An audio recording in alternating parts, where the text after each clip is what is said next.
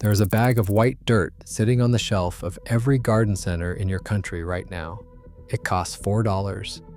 It is made from the fossilized skeletons of microscopic algae that died millions of years ago. Pour it between your walls and it insulates your home. Pack it around a pipe and it resists heat up to 1,500 degrees Celsius. The ancient Greeks used it to make bricks and building blocks thousands of years before fiberglass existed. The ancient Egyptians mixed it into the limestone cement of the pyramids. During World War II, the United States military classified it as a strategic mineral and began stockpiling it for insulation, filtration, and fireproofing across naval and army installations. It does not burn, it does not rot, it does not off-gas, it does not expire. A $4 bag insulates the same cavity that a $40 roll of fiberglass fills. Then a $100 billion insulation industry decided you should never hear about it. They did not stop promoting this dirt because it somehow failed. They stopped because it worked too well and cost too little.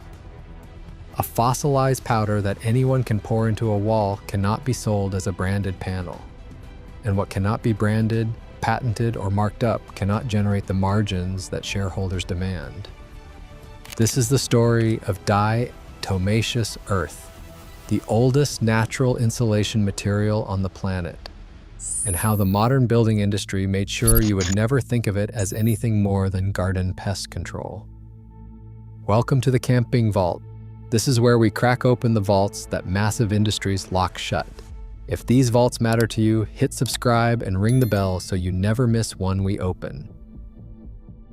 The year is roughly 600 BC on the Greek island of Santorini. A builder is constructing a wall for a modest home overlooking the caldera. He does not reach for timber or stone alone. He mixes a pale, chalky powder dug from a nearby hillside deposit with local clay and presses it into rectangular forms. The bricks that come out of this process are lighter than anything made from pure stone or fired clay. They hold heat in winter and resist it in summer. The walls breathe. Moisture passes through without trapping damp inside. He does not know that the powder he is handling is composed of billions of microscopic silica shells left behind by single-celled algae called diatomies that lived and died in ancient seas over millions of years. He does not know that each tiny skeleton contains thousands of nanoscale pores that trap air and block heat transfer with extraordinary efficiency. What he knows is that homes built with this powder stay cooler in the brutal Aegean summer and warmer through the wet winter months. And that the material is everywhere, lying just below the topsoil across the volcanic islands. Across the Mediterranean, the Egyptians reached the same conclusion independently. Researchers analyzing the composition of blocks used in the Great Pyramids found that some contained fine silica particles consistent with diatomaceous earth mixed into reconstituted limestone cement. The addition improved compressive strength and thermal stability. Different civilization, different continent, same fossilized dirt producing the same result. Fast forward to 1836. A German peasant named Peter Kasten sinks a well on the northern slopes of the Hasselberg Hill in Lüneburg Heath, northern Germany. He strikes a thick, white deposit unlike any soil he has seen. It is soft, chalky, and impossibly light. He has just discovered the first formally documented deposit of diatomaceous earth in Europe. Within decades, this region supplies nearly the entire worldwide production of the material. By the 1920s, industrial-grade diatomaceous earth is being used across Europe and America as thermal insulation in boilers, furnaces, kilns, blast furnaces, and industrial piping. It resists temperatures that would melt most commercial materials. It does not shrink. It does not crack. It produces zero toxic emissions when heated. The classical AGA cooker, one of the most celebrated heating appliances in European history, used diatomaceous earth as its primary thermal barrier for decades. Then World War II begins. The United States government classifies diatomaceous earth as a strategic mineral. The military needs it for water filtration systems portable enough for mobile operations, for fireproofing naval vessels, and for insulating critical infrastructure. Production ramps up dramatically. By 1946, the first municipal water filtration plant using diatomaceous earth opens in the United States. Over 200 more follow across the country in the years after. Now stay with me because the modern science makes the history even more devastating. Diatomaceous earth has a thermal conductivity of 0.05 to 0.1 watts per meter Kelvin. For comparison, standard fiberglass insulation sits at 0.04 to 0.045.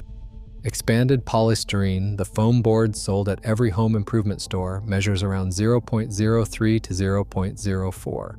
Diatomaceous earth is not as efficient per inch as premium foam, but it is remarkably close to fiberglass while being naturally fireproof, chemical-free, and available in bulk for a fraction of the cost. A 2023 study published in the Journal of the Brazilian Society of Mechanical Sciences confirmed that replacing 10 to 20% of cement with diatomaceous earth significantly reduced thermal conductivity in mortar while maintaining compressive strength at 90 days. Researchers noted that the porous microstructure of the diatom skeletons creates millions of air pockets that function as natural insulation cells. A separate study from Sapienza University in Rome demonstrated that diatomaceous earth works as a viable core material in vacuum insulation panels, the highest performance insulation technology currently available. The same dirt the Greeks used to make bricks is now being studied for next-generation building envelopes. The EPA classifies food-grade diatomaceous earth as generally recognized as safe. It is approved for use in food processing, water filtration, and pest control. It is non-toxic to humans and animals when used in its amorphous form. If you have made it this far, you already know more about natural insulation than 99% of homeowners on Earth. But everything you have seen so far is barely scratching the surface of what was buried. I collected every technique, every proven study, and every method that the industry hid from you. All of it inside the complete camping vault package. Ancient insulation and cooling methods that cost almost nothing. Emergency survival shelters that outperform commercial tents. Water purification the military still relies on today. Fire techniques now classified as too dangerous for civilians. Food preservation that works for years without any power. Over 10 complete guides, all in one place with no fluff. The link is sitting right inside the description. But stay right here with me now, because this video just began. So if diatomaceous earth insulates, fireproofs, filters, and costs pennies per pound, why is it not the standard material in every wall in every home? The global insulation market generated over $100 billion in 2024. Owens Corning, Saint-Gobain, Knauf Insulation, Kingspan, Rockwool. These are the companies that dominate the industry. Their model depends on manufactured products sold through certified supply chains at engineered price points. A roll of fiberglass batt insulation costs $30 to $50 and covers roughly 40 square feet. It needs professional installation to meet building code requirements. It degrades over time, compresses when wet, and must be replaced during renovations. A 50-pound bag of diatomaceous earth costs $8 to $20 depending on grade. You pour it. It fills every gap, every irregular cavity, every space that rigid bats cannot reach. It does not compress, it does not burn, it does not grow mold, it lasts indefinitely. You cannot patent fossilized algae. It has been in the ground for millions of years. You cannot brand a powder that anyone can buy at a garden center. You cannot build a $100 billion industry on a material that homeowners can install themselves for a few dollars per wall cavity. So what did they do? They did not ban diatomaceous earth outright. They wrote building codes that require certified and rated insulation products tested to specific standards that only manufactured materials can meet. A natural loose fill powder with no brand, no R-value certification process, and no corporate lobbyist does not get written into code. It gets written out. Go to any garden center or agricultural supplier and buy food-grade diatomaceous earth. For attic insulation, Pour it between joists to a depth of 4 to 6 inches. Use a simple dust mask during application, as the fine powder can irritate airways during pouring. Once settled, it stays in place. It will not compact significantly over time. For wall cavities in a renovation or new build, pour diatomaceous earth into open stud bays before closing up the wall. For camping and emergency shelters, pack dry diatomaceous earth into the walls of a debris hut or between layers of tarps. A 3-inch layer creates meaningful thermal resistance for a fraction of the cost of any commercial solution. For pipe insulation, wrap pipes loosely in fabric and pack diatomaceous earth around them.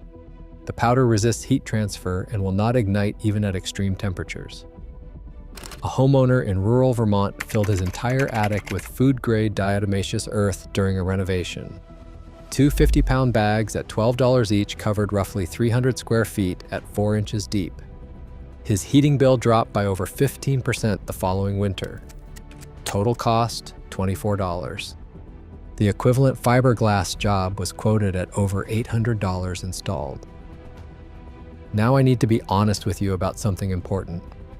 Diatomaceous earth is not a perfect replacement for modern insulation in every scenario. Its R value per inch is lower than spray foam and slightly lower than fiberglass. For new construction that must meet strict energy codes, it will not pass inspection as a standalone wall insulation without additional measures. The fine powder can irritate lungs during installation, so a proper dust mask is essential. It must be kept dry, as moisture reduces its insulating effectiveness. And you must use amorphous, food-grade diatomaceous earth, never the crystalline industrial-grade form used in pool filters, which poses genuine respiratory risks with prolonged exposure. But as a supplemental attic insulation, a DIY thermal layer, an emergency shelter material, or a fireproof barrier in off-grid construction, nothing at this price point comes close. Think about the full scope of what we covered here. The ancient Greeks built insulating bricks from this powder before the Roman Empire existed. The Egyptians mixed it into pyramid cement. Peter Caston discovered the first European deposit in 1836, and it powered industrial insulation for a century. The United States military classified it as strategic during World War II.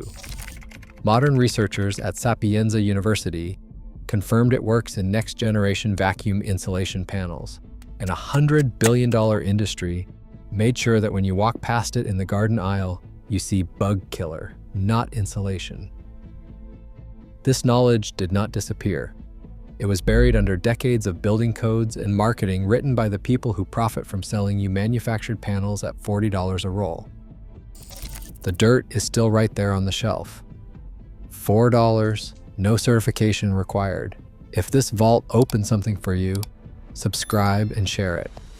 Every share preserves what they tried to erase. The next vault opens soon. What is inside weighs even heavier.